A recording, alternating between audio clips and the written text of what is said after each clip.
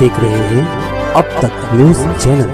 एक clip viral होते आहे, तुमचा निषेध केले जातो आहे, व्हायरल होते आहे क्लिप एका जो काही जनावरांचा कसाई आहे त्याच्या संदर्भात तुम्हाला फोन आलेला आहे, तुम्ही त्याच्याशी बोलणं करताय, त्या संदर्भात आपली भूमिका काय आहे? आता असं आहे, मतदारसंघातले जे काही मतदार आहेत ते त्यांचे विविध जे काही प्रश्न असतील, ज्या काही मागण्या असतील, जे काही समस्या असतील त्या संदर्भामध्ये फोन करत असतात.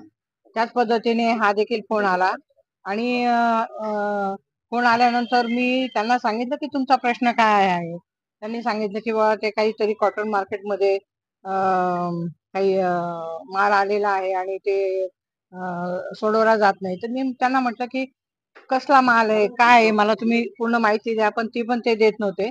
आणि मग मी म्हटलं मी एसपी साहेबांशी बोलते, तिथे जे काही पोलीस अधिकारी आहेत त्यांच्याशी बोलते, कारण काय प्रश्न आहे तोच न समजल्यामुळे मी सातत्याने विचारत होते आणि त्या संदर्भामध्ये मी बोलले.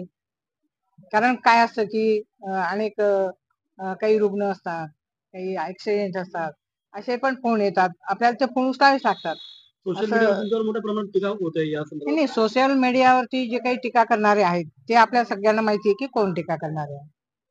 तर मी त्याच्याबद्दल काही भाष्य करणार नाही.